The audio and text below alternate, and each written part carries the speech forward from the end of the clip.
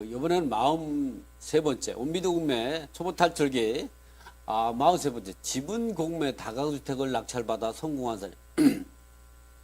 이 부분은 제가 두 가지만 좀 간단하게 설명드리겠는데, 엊그저께 제가 지난주에 낙찰받아 가지고 명도회로 갔다 왔던 이제 물건이거든요.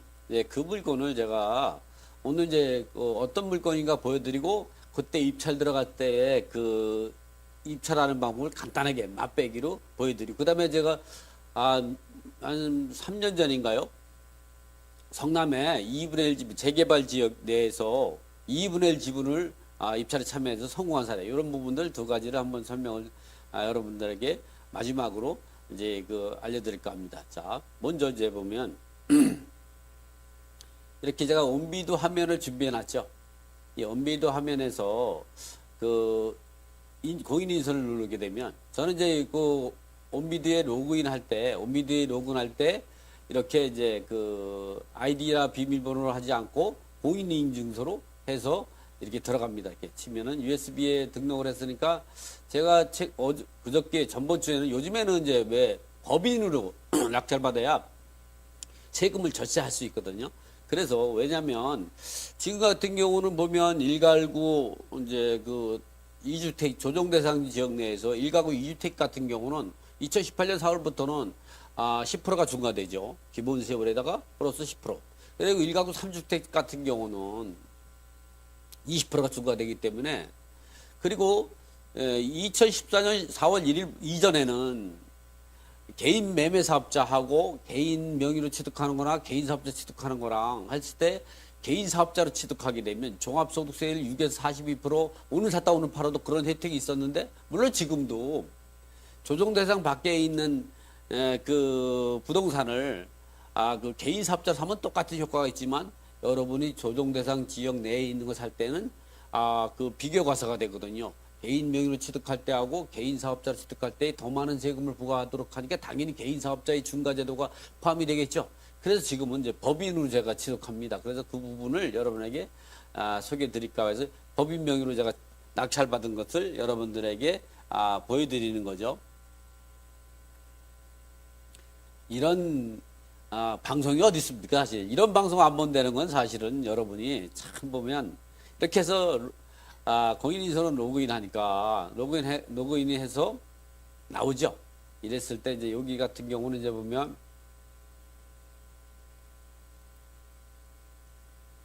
이제 나이 온비드라고 해서 이렇게 상단에 나이 온비드라고 있습니다. 요 보이시죠? 나이 온비드를 클릭하면 내가 최근에 낙찰받은 것이 나옵니다. 두 번이라는 건 두 개라는 거죠. 요걸 클릭하면 최근에 낙찰받은 게 위에 뜨겠죠. 요 부분을 낙찰받은 겁니다. 요 부분이 몇 명이 입찰 들어갔는가 한번 보여드릴게요, 여러분한테. 하면 여기 입찰 결과를 클릭하면 이게 바로 2명이 들어왔죠. 제가 370만 원 차이로 1등 한 거죠. 자, 그래서 그 부분을 370만 원 차이로 이제 1등 한 겁니다. 여러분들한테 이 부분에 대해서 다시 한번 설명을 드리면, 이 물건이 이제 보면 어떤 물건이냐, 다시 원칙으로 가가지고 보면 여기서 관리번호를 누르면 이 물건에 대한 전체적인 물건이 나오죠. 이 물건이 이제 3억 808만 180원입니다. 그래서 이 감정평가서를 보면 여러분이 이게 7분의 2 지분이 공매에 나온 건데요.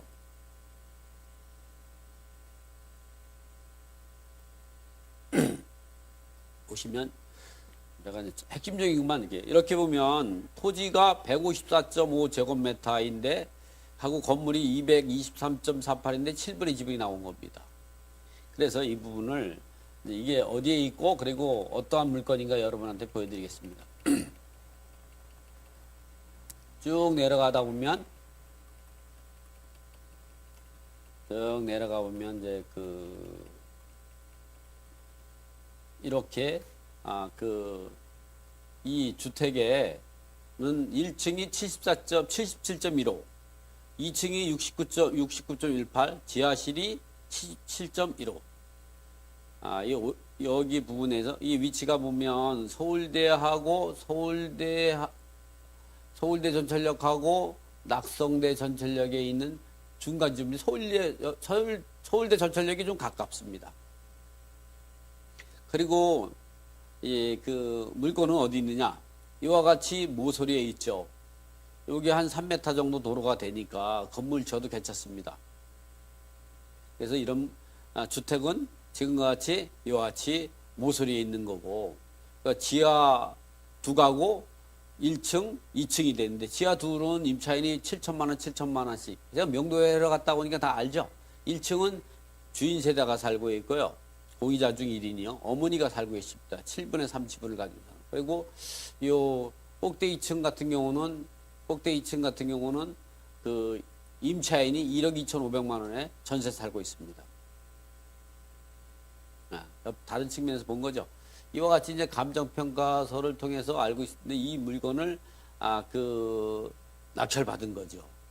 그래서 이 물건에 대해서 입찰 들어갈 때 어떻게 분석하고 입찰 들어가는가 이 부분도 여러분에게 잠깐만 보여드리도록 하겠습니다. 자.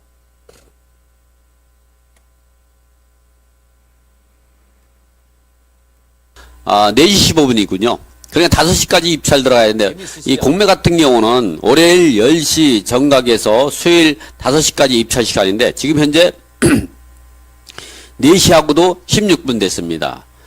이렇게 시간을 좀 늦게 잡은 것은 아무래도 제가 입찰을 먼저 들어가게 되면, 그 입찰가를 여러분한테 알려드리기 때문에 또 따라서 하는 사람도 있고 했기 때문에 그런 부분 때문에 시간을 좀 늦게 잡은, 면이 있습니다. 어쨌든 여러분, 어저께 같은 경우는 온비드에서 방송국에서 나와가지고 온비드가 이제 보면 온비드로 낙찰받으면 돈이 된다. 또는 싸게 사가지고 수익이 많이 발생한다. 이런 부분들인데, 본인은 이제 보면 온비드 공매로 해가지고 한 오랫동안 이렇게 하고 그 온비드 공매에 대한 책도 이제 5권 정도 썼죠.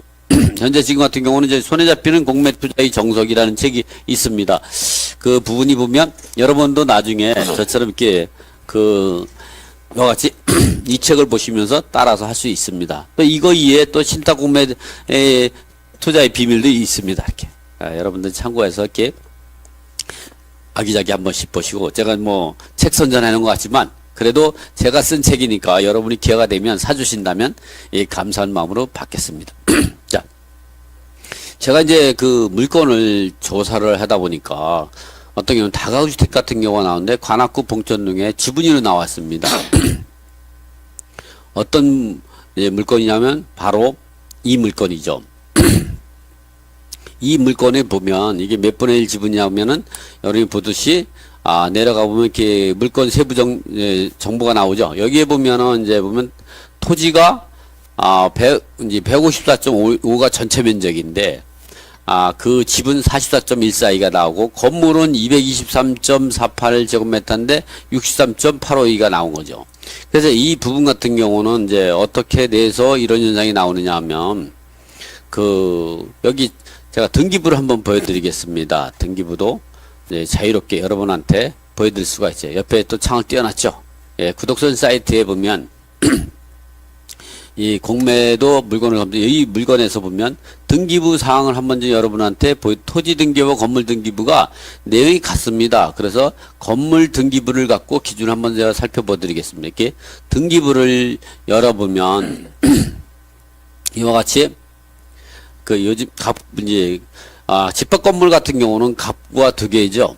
그 다음에 을구가 이제 표제부가 2개고 갑구 을구 이렇게 나오죠. 그 첫 번째 표제부는 이와 같이 한동 전체에 대해서 한동 전체에 대한 건물 면적하고 거기에 대한 대지 면적을 기재했고, 두 번째 표제부 같은 경우는 건물 전용 면적이죠. 근데 지금 이 문제 같은 경우는 그 집합 건물을 하는 것이 아니라 단독주택입니다. 이런 것을 우리가 일반적인 독립건물이라고 하는데, 이런 단독주택 같은 경우는 토지 등기부하고 건물 등기부가 있는데 지금 이 부분 같은 경우는 이제 보면 단독주택이다 보니까 이 표제부가 하나입니다. 그래서 표제부가 제가 하도 이제 그 집합 건물을 많이 다루다 보니까 지금 잠깐 제가 이제 그 집합 건물로 오인한 바가 있지만, 이 건물은 단독주택으로 보면 이 표제부를 보면 그 1층이 77.15 제곱미터고 2층이 이제 보면 69.18이고 지하가 77.15 제곱미터입니다. 이 각부를 보면 소유권전이 이제 보면 1984년 4월 28일 날 소유자가 오윤근으로 있다가 소유권이 이렇게 상속됐죠. 그래서 이 그 오윤근 씨의 배우자이신 신태분 씨가 45년생인데 이 신태분 씨가 어머니죠. 그러니까 배우자죠. 오윤근의 돌아가신 분의. 그래서 이 그 배우자분이 7분의 3을 가져가고요. 배우자가 1.5를 가져가죠. 그리고 자녀분이 2를 가져가기 때문에 자녀가 2분이기 때문에 다른 그 장남이 77분의 2 그리고 막내딸이 7분의 2를 가져갑니다. 그러나 이 막내딸 지분이 이제 공매가 나와서 여러분한테 이제 보면 인적사항까지 이거 말씀드린 건 좀 그런데 어쨌든 7분의 2가 공매가 진행이 돼서 그 공매가 갑구를 보면 이와 같이 이제 보면 오윤주 씨 그 압류가 돼 있고 그 압류에 의해서 이제 그 공매가 진행이 되는 겁니다. 그래서 이 부분을 한번 이렇게 지분 관계가 어떻게 해서 이렇게 지분 관계가 이루어졌나 이 부분을 갖다가 여러분한테 말씀드리고 이번에는 이제 보면 이 물건이 이제 보면 이 물건이 어디에 위치해 있는가를 한번 좀 보여드리겠습니다. 1차적으로 먼저 전자지도를 통해서 이 물건이 어디에 위치해 있는가를 한번 보여드리고 감정평가서를 통해서 여러분이 이제 보면 쉽게 공부할 수 있도록 이제 해보도록 하겠습니다. 이와 같이 이제 해보면 이 부분이 보면 낙성대하고 또 이 그 서울대 전철역 이 부분에 바로 이 위치가 이렇게 돼 있기 때문에 이 물건 같은 경우는 그 위치가 도보로 서울대에서 한 8분 거리 정도 됩니다. 그런데 그리고 제가 시세를 조사해 보니까 일단은 먼저 감정평가서부터 보여드리고 시세 조사한 것을 여러분에게도 설명해 드려 보겠습니다. 감정평가서에 검색을 해보면 감정평가서 열기를 누르게 되면 감정평가서가 보이죠. 그래서 이제 보면 첫 번째는 이제 감정평가서 표지고 두 번째를 보면 이렇게 감정평가서 볼 때는 소유자가 나오죠. 소유자 부분이 있고 거기에 대한 그 집 토지가 7분의 2 건물이 7분의 2 지분이 있다. 그래서 토지는 감정평가는 2억 9,530만 9,980원이고 이 건물은 1,277만 200원인데 그래서 총 3억 8만 180원인데 이렇게 되면 한 감정가가 한 2,300만 원 정도 되거든요. 평당. 근데 시세를 조사해 보니까 3천만 원 이하짜리가 없더라고요. 그러니까 이 감정가가 시세보다 낮은 거죠. 자, 그 다음에 보면 다른 기타 내역을 보십니까? 2종 일반 주거지역이고요. 이 주택 사고 사진하고 좀 봐드리면 쭉 진행하다 보니까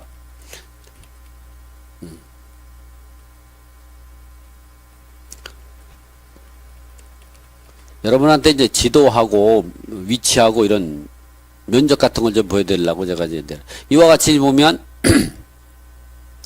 총 2종 일반 주거지역으로 7분의 2가 나왔는데 이 주택 같은 경우 보면 1층이 77.15 제곱미터고 2층이 69.18 지하가 77.18 지하 보니까 B015하고 025가 있습니다. 그래서 B025는 보증금 7천에 전입신고 및 그 확정일자를 받아가지고 자산관리공사에 권리신고 배분 요구를 했는데 B015하고 1층에는 지상 1층에는 그 신태분 씨 가족이 살고 있더라고요. 그러니까 소유자 가족들이 살고 있고 2층은 권리신고 배분 요구를 하지 않았습니다. 그래서 이런 문제점은 B015 지하 부분하고 2층 부분에 대해 전세금을 모르고 들어간 어저께 제가 이제 그 하루 종일 다녔는데도 확인하지 못해서 제가 이런 경우는 이 정도가 예상 보증금이 될 것이다. 그 보증금의 7분의 2는 인수하면 될 것이다 생각하고 판단하고 입찰에 들어가는 겁니다. 여러분도 이렇게 입찰 보증금 모를 때는 이렇게 이제 그리고 물건이 좋다 그럴 때는 전세 보증금을 현재의 시세로 판단해 가지고 하면 되죠. 자, 그리고 이 물건을 보니까 이와 같이 이제 보면 여기가 서울대역이고 요즘 서울대역가 많이 뜨고 있습니다. 서울대역. 그리고 여기가 낙성도인데 여기서는 서울대가 조금 가까워요. 뭐 낙성대도 뭐 한 이제 8, 9분 정도 나오고 여기는 한 7분 정도 이 거리에 있습니다. 그리고 지적도를 보면 이렇게 도로에 코너에 있는 집이죠. 그래서 집을 져도 좋고 옆에 있는 집들도 다 신축된 건물입니다. 그리고 뭐 가보니까 뭐 지역주택조합에서 한참 좀 사무실도 있고 또 매수한 집들도 많더라고요. 그래서 이런 분들은 사면 가격이 많이 오를 것 같고 또 최소한 오르지 않았더라도 감정가가 2억 3천이지만 실제 거래되는 가격이 3천만 원이고 지금 떨어져 있는 금액을 따지니까 한 이제 그 금액 자체가 떨어진 금액하고 인수할 금액을 가상을 해보니까 금액 자체가 한 이제 2천만 원 정도 되더라고요. 그러니까 이 정도 들어가면 수익이 상당 부분 나올 수 있고 또 이 물건을 사서 다른 지분까지 사서 판다면 이익이 많을 것으로 예상돼서 지금부터 분석하고 그 다음에 보면 이 주택을 보면 이제 지적도를 크게 보니까 이렇게 땅이 모서리에 딱 붙어 있죠. 그리고 사진을 보면 이거는 도로면에서 본 거고요. 이렇게 모서집에 딱 있습니다. 이렇게. 그래서 이 부분들 같은 경우는 새로 건물을 헐고 짓는다고 해도 도움이 될 수 있는 겁니다. 그래서 이번에는 뭐냐면 이 부분에 대해서 이런 물건인데 이 부분에서 권리 하자가 있는지 없는지를 우리가 분석할 때 먼저 여러분이 처음 시작하는 분들이라고 하면 이와 같이 해당 공매 공고를 보기를 클릭해서 누르게 되면 이 매각 조건이 어떻게 매각이 되는가를 볼 수가 있습니다.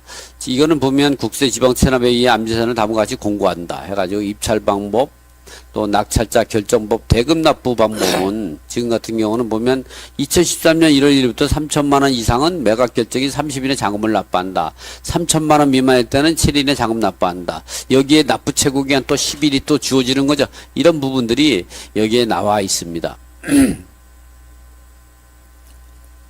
매각 결정 방법, 또 매각 결정이 취소 방법, 또 차순위 매수 신고하는 방법 이런 부분들이 공매고 이런 절차를 잘 읽어보시고 특이사항이 없다 하면 다시 위에 가서 이렇게 그 뒤로 가기를 누르게 되면 앞에와 같이 이렇게 물건 상태가 나오죠. 그러니까 이 물건에서 이제는 보면 두 번째는 이렇게 물건 세부 정보를 봐가지고 이 물건이 지분 물건이라는 걸 분석을 했다고 하면 두 번째는 압류재산 정보를 들어갑니다. 압류재산 정보. 제 말이 너무 빠르다고요? 왜냐면 지금 4시까지 입찰, 5시까지 입찰 들어가야 되는데 지금 현재 시간이 거의 4시 반이 됐지 않습니까? 그래서 빨리 분석하고 또 실제 입찰 들어가는 걸 여러 번 모습을 보이다 보니까 그렇다고 권리 분석을 안 할 수는 없죠. 압류재산 물건을 보면 이와 같이, 등기부의 말소 기준 권리는 2017년 8월 29일입니다. 그런데 여기에 임차인들 같은 경우는 2013년 10월 29일 날 전입신고를 해 있고 나머지는 전입일자가 없죠. 그래서 이 나머지도 전입신고가 언제인가를 확인해 보면 그 부분은 어떻게 되면 공매재산 명세서를 확인하면 됩니다. 공매재산 명세서는 어디 있느냐, 이 위에 보면 입찰 정보를 누르게 되면 이 물건이 3억 800부터 시작해서 2억 7,700, 그 다음에 2억 4,600, 2억 1,500 이렇게 4차에 거쳐서 3, 4, 5차에 시작이 되는 1억 8,484만 9천 원 떨어진 겁니다. 이때 우측에서 공매재산 명세서를 누르게 되면 어떤 것이 보냐. 여러분이 이제 보면 이렇게 공매재산 명세서는 명세서를 인쇄하시겠습니까? 나옵니다. 그러면 인쇄한다는 얘기야. 누른 다음에 인쇄를 선택하지 않고 보고 인쇄를 하고 싶다 그러면 여러분이 이제 인쇄를 이렇게 누르게 되면 공매재산 명세서가 나타납니다. 여러분이 인쇄를 하고 싶다면 여기 인쇄 버튼을 누르면 되죠. 근데 우리는 인쇄할 필요가 없고 내용만 보면 되니까 이렇게 내려보시면 이와 같이 고양세무서가 공매를 진행했고 배분요구 종료는 2018년 9월 17일이고 그 다음에 이제 보면 이 앞에 있는 거는 한국자산관리공사 현황조사관이 조사하는 겁니다. 이 한국자산관리공사는 현황조사관이 별도로 있습니다. 공매 담당자 이에. 그리고 여기 보면 그 전입세대원이 있는데 4분이 있죠. 총 이 신태분 씨 같은 경우는 소유자니까 됐고요. 조진희 씨는 7천만 원 갖고 권리신고 배분 7천만 원 있고, 보면 다 보면 심상희 씨 같은 경우 2011년 10월 24일, 또 박재선 씨 2015년 11월 11일, 또 조진희 씨는 2017년이니까 모두가 말소 기준 권리보다 먼저 대항 요건을 갖춰 있죠. 말소 기준 권리는 어디 있느냐?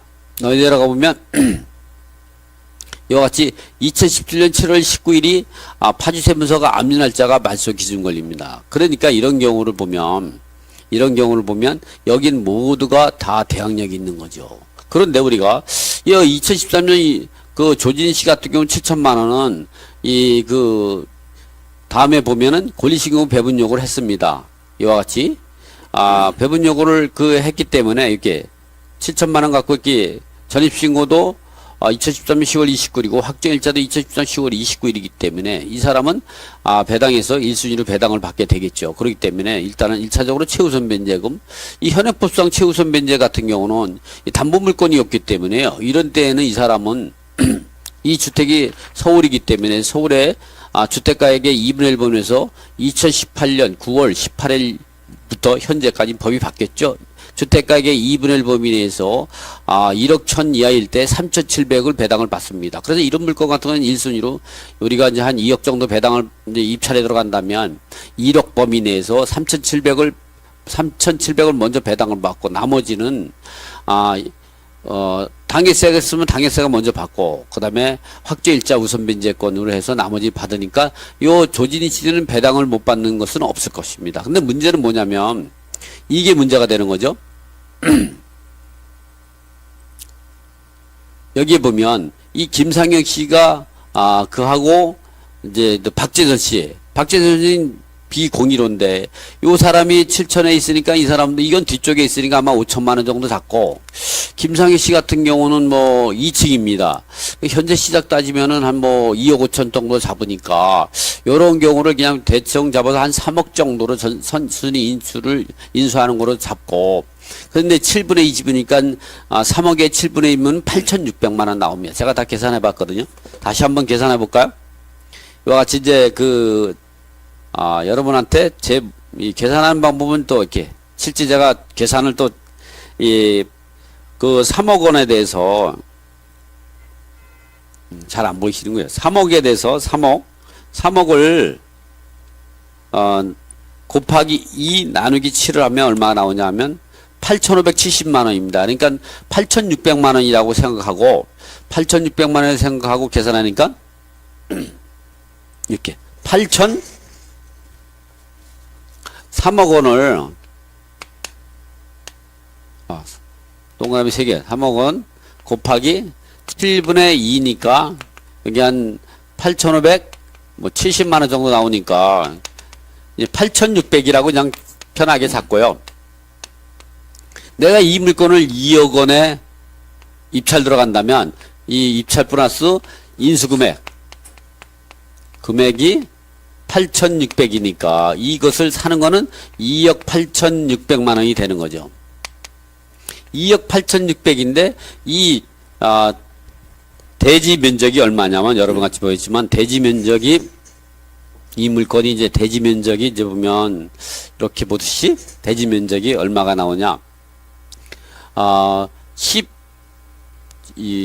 44.14이니까 44.14이면 13.35가 나옵니다. 13.35.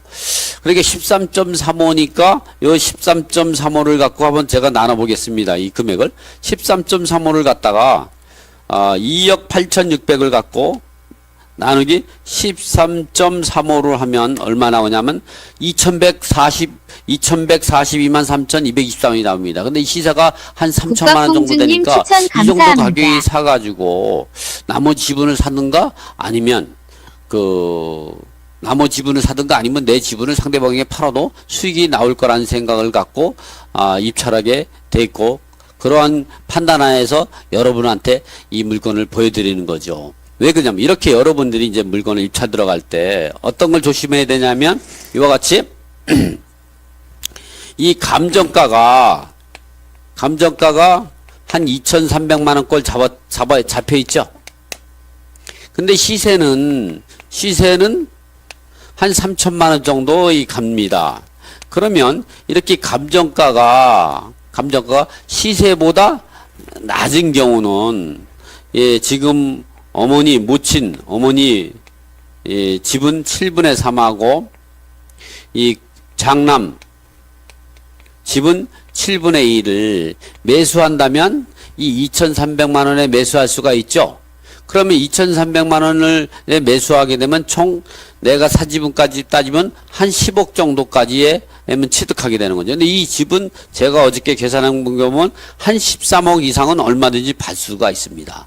그리고 그 주택의 주변에 인사가 다 건물을 짓고 있기 때문에 이러한 건축업자한테 팔면 수익이 많이 될 수가 있는 거죠. 이러한 판단에서 이 물건에 입찰 들어가면 되겠다. 그래서 그 주변에 보면 서울대가 요즘 많이 뜨고 있고 뭐냐면 이 매물 나온 그 다가주택이 없더라고요. 그래서 이 물건을 사가지고 여러분도 볼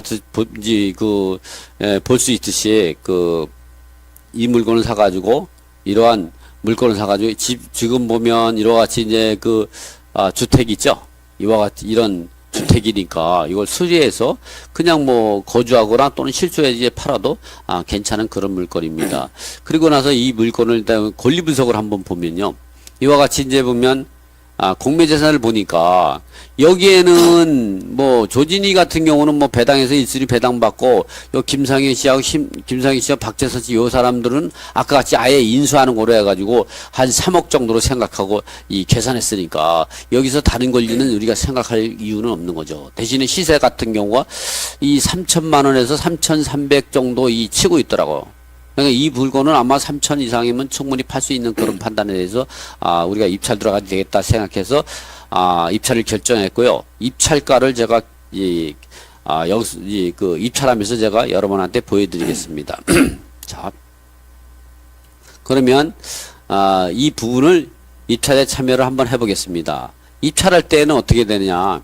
입찰할 때는 이렇게 상단에 보면 우측에 보면 이렇게 입찰이라는 내용이 있습니다. 그러면 이 입찰을 클릭하면 입찰에 참여할 수 있는 겁니다. 그러면 압류상 관련 정보를 반드시 확인하고 해야 된다는 내용이 나오죠. 확인을 누르게 되면 이와 같이 이제 보면 그 입찰에 관한 내용이 나옵니다. 그래서 이제 제가 이제 미리 이제 로그인 해놨거든요. 그러니까 이제 법인으로 사려고 합니다. 왜 법인으로 사야 되냐. 요즘 같이 대출도 어렵고, 또 이게 중과제도, 양도세 중과제도 있기 때문에 법인 같은 경우는 그런 걸 피해갈 수가 있는 거죠. 그래서 주식회사 체험모닝, 대표가 김동희고 제가 100% 지분을 가지고 있습니다. 핸드폰 번호는 이렇게 되고, 그리고 이렇게 사업장은 과밀억제권 받기라 대전에다가 경매하는 제자의 법인 회사에다가 의지하고 있습니다. 그래서 여기 수정할 개인정보를 이제 체크한 다음에 이제 입찰서를 작성하는 겁니다. 그 다음에 공매 공고문을 확인하라고 나와 있죠. 여러분 공매 공고를 확인했습니다. 그리고 입찰 참가 준수 규칙에 동의합니까? 나오죠? 동의합니다. 그리고 모든 사항에 동의합니다. 체크한 다음에 다음 단계로 가면 이와 같이 입찰서가 제작 본인 입찰이냐 대리 입찰이냐 공동 입찰이냐 나옵니다. 이렇게 본인 입찰로 선택한 다음에 입찰 가격을 적어야죠. 입찰 가격은 저는 요거를 1억 9,640만 9,800원으로 정해봤습니다. 이렇게 800원. 이 숫자를 잘못 넣었네. 1억 9,640만 9,800원. 이렇게 해야 또 동순이도 안 나오고 1억 9,640만 9,800원에 낙찰 받으면 괜찮을 것 같아서 이렇고 보증금 계산은 이렇게 보증금 누르면 자동으로 계산이 됩니다. 그리고 납부 초기액 계산도 이걸 누르면 자동으로 납부 최고액이 1,840만 9천 1,840만 8,490만 원이 나오고요. 그리고 그 다음에는 이제 현금으로 보증금을 납부하고 입금 가상계좌, 입찰보증금 가상계좌를 신한은행을 선택을 해보겠습니다. 우리은행 선택할 수도 있고 기업은행 선택할 수도 있거든요. 저는 신한은행이 주거래이기 때문에 신한은행을 선택하고 나서 신한은행은 서비스가 현재 중단 상태이랍니다. 그러면 이 신한은행이 중단 상태이니까 할 수 없이 수수료가 들어가도 우리은행을 선택을 해야겠네요. 환불계좌는 제가 선택을 하면 신한은행으로 환불계좌를 해보겠습니다. 그 다음에 이 잔대금 납부 계좌를 선택을 하겠습니다. 그 다음에 매각결정서 같은 경우는 온두에서 직접 교재를 교부를 받고요. 그 다음에 주의사항 읽어보고 동의합니다 체크한 다음에 입찰서를 제출하면 입찰에 참여하기 위해서의 전자서명, 본인을 확인하는 전자서명 제도를 활용해야 됩니다. 확인을 누르게 되면 여기에 보면 USB에 담아 있으니까 USB에 있는 공인인증서를 택해서 여기다 같이 이제 보면 인증서 암호를 넣으면 되는 거죠. 체크해 가지고 이제 그 확인을 누르게 되면 입찰에 참여하게 되는 거죠.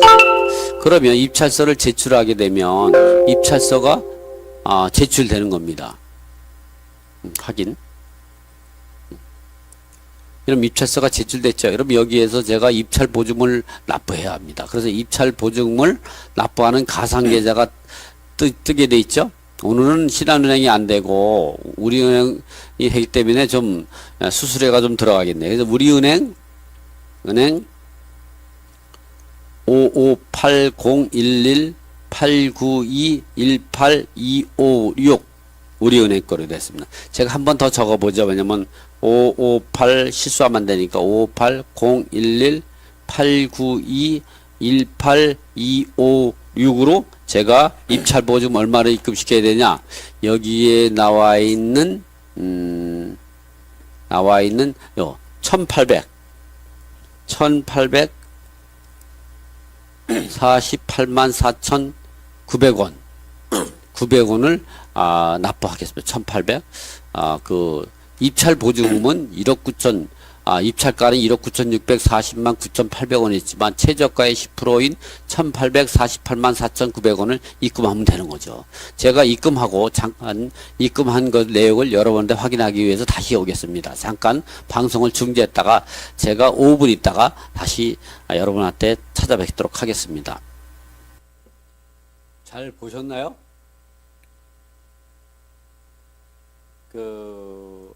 여러분 잘 보셨나요?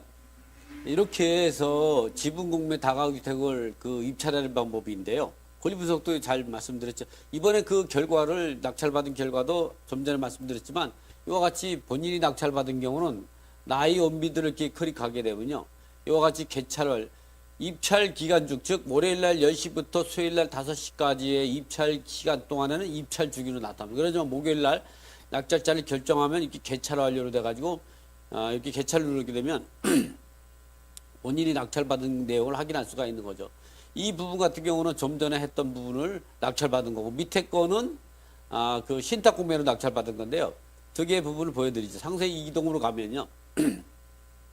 상세 입찰 결과를 보면 이와 같이 2명이 입찰 들어와 가지고 370만 원짜리 1등을 했죠. 잘 아시죠? 여러분들 이렇게 할 수 있는 겁니다. 그 다음에 이번에는 그 신탁공매로 낙찰받은 거는 어떻게 됐는가? 신탁공매도 낙찰받은 경우도 보면 이것도 얼마 안 됐죠? 10월 15일 날, 그러니까 한 17일쯤에 낙찰받았네요. 이게 감정가가 3억 8,200이지만 이 아파트가 4억 8천에서 5억 가는 겁니다. 그래서 제가 이제 입찰을 들어갔는데 그 입찰 결과를 제가 한번 여러분한테 확인해 드리죠. 입찰 결과를 이제 입찰 이력을 들어가면요.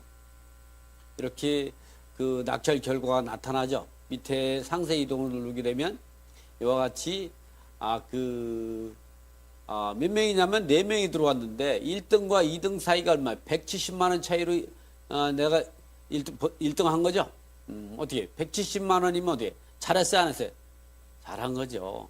이것이 보통 한 지금 4억 8천인데 이게 고척동에 이제 교도소가 구치소가 이전을 이제 해갖고 여기다가 이제 행정도시가 들어오고 그러니까 아무래도 이 가치가 상당히 높다고 생각해서 낙찰받은 거죠. 그래서 지금 다다음 주에 11월 19일 날 잔금을 치르게 됩니다. 자, 이번에는 이제 과거에 지분 이야기 나왔으니까 과거에 본인이 이제 낙찰받았던 부분들을 여러분한테 한번 소개를 한번 시켜드리죠. 이 부분 같은 경우도 보면 이제 이 부분 같은 경우는 이와 같이 이 개발구역 내 재개발구역 내 상가주택 이거 정말로 대단히 많이 돈 버는 겁니다. 이 상가주택은 지하 1층, 지상 1, 2층은 이제 근린 상가고 3층만 주택이다. 그리고 이 상가주택은 소유자가 2명으로 2분의 1 지분으로 공유지분인데 그중 2분의 1 지분이 공매로 나옵니다. 뭐 그래서 뭐 자세히 설명드리면 좀만 이렇게 좀 하지만 이 주변이 LH 공사에서 시행하고 그 대림산업에서 시공하는 거로 이미 다 철거해서 지금 한창 건설 중입니다. 요걸 2분의 1 지분을 내 감정가가 6억 754만 6,800원인데요. 그래서 이거를 요거에 10% 저감된 5억 8천 정도 현금 청산을 받을 거라고 생각하고 3억 300까지 떨어진 상태에서 얼마에 낙찰받았냐면 이와 같이 2명이 들어왔는데 우리가 3억 4,560만 원에 낙찰받은 건 이제 법인으로. 그런데 현금 청산 금액이 얼마 나왔느냐. 현금 청산 금액은 여기서 보면 알겠지만 6억 한 8천 정도 나왔습니다. 현금 8천. 그러니까 이 감정가보다도 더 10%가 더 업이 된 상당히 유리한 금액인데 실질적으로 1억 천 투자해서 한 3억 5천을 번 이 케이스죠. 법인으로 샀기 때문에 법인세를 부담하고 건물분 부가세야 뭐 이제 오래됐기 때문에 거의 없더라고 그래가지고 한 세금 빼고도 한 3억 정도 벌었던 이런 사실이고 또 하나 제가 한번 또 여러분한테 여러분도 이런 경험을 가져야 되니까 제가 한번 또 낙찰받은 사례 이거는 이제 어떤 경우냐 하면 이 사례 같은 경우는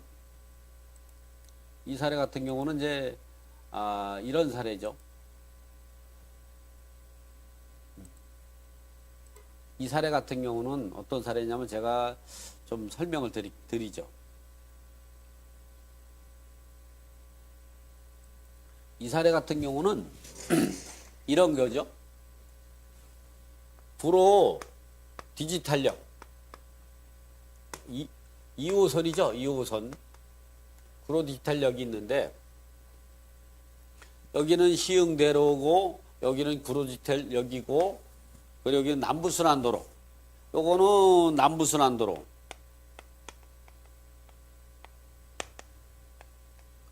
이쪽으로 가면 강남역으로 가는 거죠. 이쪽으로 가면 대림역으로 갑니다.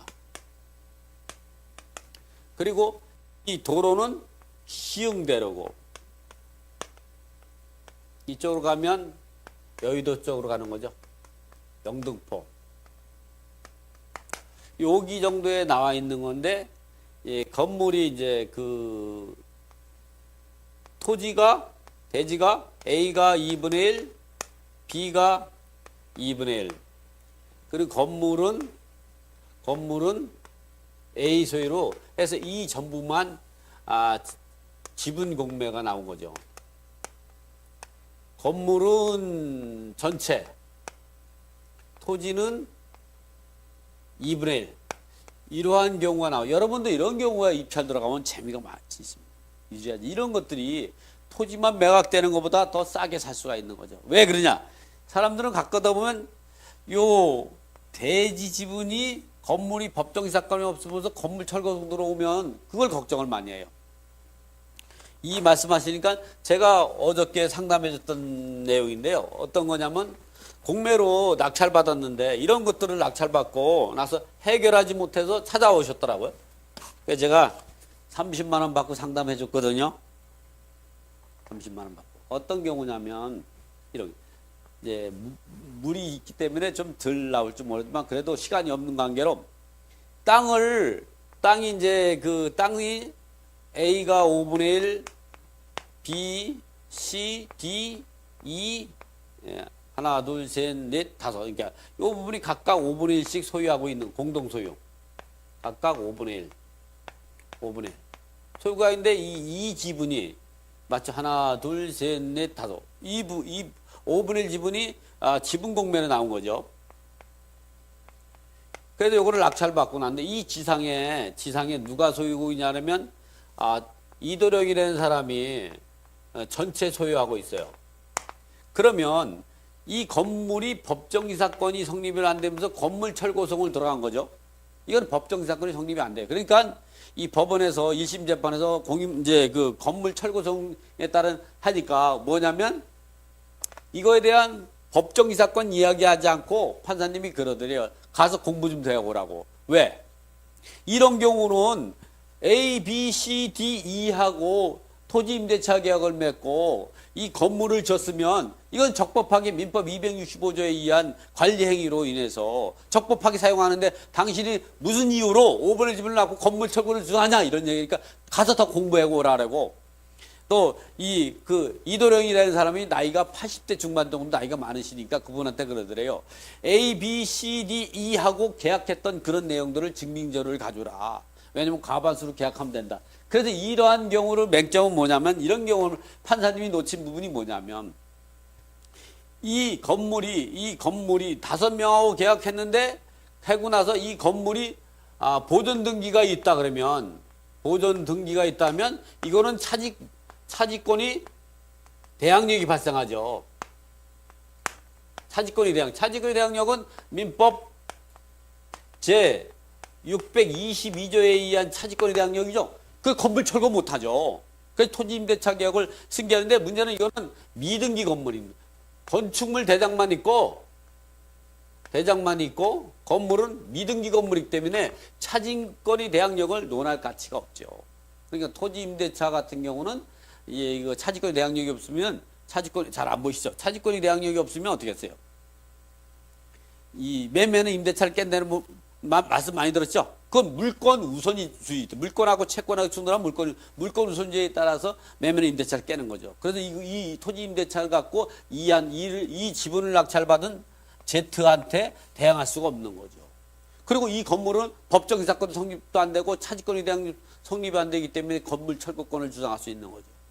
그래서 이런 부분들을 우리가 생각할 때는 여러분이 잘하는 게 법정 이사건이 성립되느냐, 차지권이 성립되느냐, 민법 622년 차지권이 성립되느냐, 이런 토지임대차 계약에 의해서 건물 신축을 목적으로 해서 이제 토지임대차 계약서 건물을 신축하고 건물을 보존 등기하고 나서 이후에 소유자가 바뀌면 차지권에 대한 게 성립되죠. 그럴 때는 이 새로운 소유자는 자동으로 이 오인하고 계약행을 승계하게 된다는 거죠. 이런 부분도 있어요. 이런 부분도 여러분이 잘하면 돈이 많이 되는 거죠. 어쨌든 오늘 제가 낙찰받은 것을 여러분에게 소개하는 거라서 오늘 강의는 마칠 겁니다. 자, 이 부분인데 이 부분을 이제 보면 그 시흥 이턴 체지 있는 데 있죠. 그렇죠. 디지털이 여기 있고.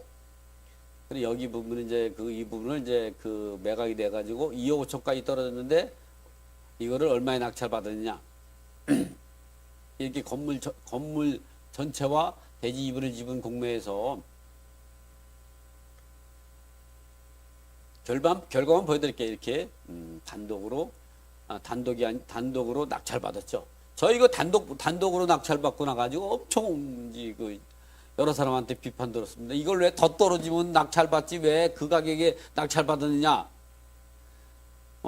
아니 누가 사겠냐? 그걸 왜 이렇게 비싸게 샀냐? 제가 보기로 한 번 더 떨어지면요 엄청 몰릴 겁니다. 여러분도 입찰 들어갈 때 이렇게 남들이 전략적으로 한 템포 줄이고 입찰 들어가겠다 할 때 그 한 템포 전에 입찰 들어가면 단독으로 낙찰받으면 여러분은 어떻게 했어요? 걱정이 많죠?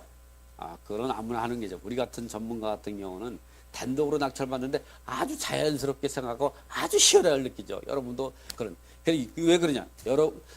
이러한 권리의 난이도 같은 경우는 100이라고 하면 여러분 실력이 한 200, 300이 된다면 아주 모든 것을 평천화시킬 수 있는 거죠. 어저께는 또 이런 상담을 제가 해주고 100만 원을 받았습니다. 어떤 거냐면 그 지분의 후순위 저당권을 사가지고 이런 거죠. 그것도 여러분들한테 맛배기를 잠깐 보여드리죠.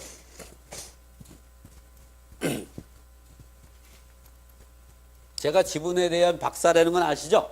그냥 지분에 관한 문제가 생긴다든가 또 이렇게 배당 같은 경우 MPL 같은 거 상황 나오면 다 찾아오시더라고요. 그거 덕분에 제가 또 따뜻하게 교훈을 낼 수도 있는 거죠. 자, 그분은 이제 아파트가 2번에 있는데 B가 2번에 있는데 여기에 1순위로 건재당이 1억 8천이 공동저당이 되는 거예요.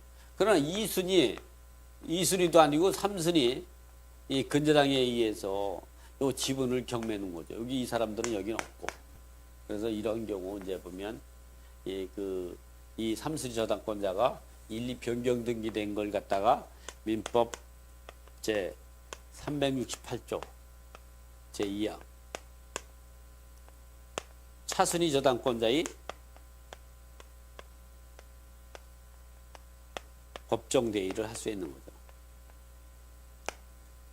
그래서 이 부분을 상담을 해도 이 말씀을 잘 이렇게 못 알아들으시더라고. 어쨌든 이런 부분도 하고 여러분들 이렇게 지분 경매에서 지분만 사지 말고 후순위 저당권 사가지고 이게 더 많이 남아요. 이런 것들 갖고 대여하면 그래서 물건도 싸게 낙찰받고 또 돈도 벌 수 있는 이렇게 지분을 여러분 잘하면 저는 지분을 많이 투자했잖아요. 그래서 지분을 아니면 어떻게 물건을 다가구주택 같은 거, 복정동 다가구주택 같은 거 서울대에 바로 붙어 있는 거거든요. 그런 걸 누가 어떻게 사겠어요? 역세권에 막 이런 데에 대해서 걸어서 7, 8분 거리에 아마 그거 제가 시세 조사를 했더니 한 14억 정도 가더라고요. 그 정도 평수면 한 3천에서 3,300 정도 가는데 한 14억에서 15억 정도. 그리고 위치가 더 좋아요. 완전 모서리에 있고 또 3m 도로에 있다 보니까 또 2종 일반 주거지역이고 여러분도 이런데 지분을 투자해가지고 일단 뚝이라는 게 무너뜨리려면 한 번에 무너뜨리면 힘들죠. 그러나 조그만 구멍부터 조금씩 열다 보면 쉽게 뚝을 무너뜨릴 수 있는 거죠. 여러분도 그렇게 하면서 이익을 낼 수 있도록. 그래서 전략이라는 건 지분이라는 거는 한 구멍을 냈다 하면 여러분이 전체 구멍을 여러분이 만들어 가지고. 그래서 저분이 어저께 얘기할 때 그런 얘기 하더라고. 아니 선생님 이게 지분으로 해서 투자하는 거는 알겠는데 지분에서 후순위 NPL 투자를 해서 그 돈 버는 방법은 전혀 또 다른 것 같다는 얘기를 하더라고요. 제가 명언을 하나 남겼습니다. 오늘은 이 명언으로 여러분한테 말씀드리면서 오늘 방송은 마치겠습니다. 여러분이 집에서 나올 때 같은 문이죠. 들어올 때는 또 같은 문을 들어오죠. 그러나 나갈 때의 그 기분하고 분위기하고 들어올 때의 분위기는 전혀 다른 거죠. 그렇게 지분 투자하는 거랑 그 지분의 후순위 채권을 사서 민법 368조 2항에 따라 차순위 저당권자의 후순위 저당권이 법정대의 또는 물상대의를 하는 거랑은 똑같은 겁니다. 자, 오늘 시청 고맙습니다. 그리고 저희 방송이 마음에 드신다면 항상 구독 좀 부탁드립니다. 그리고 많이 알려주세요. 왜?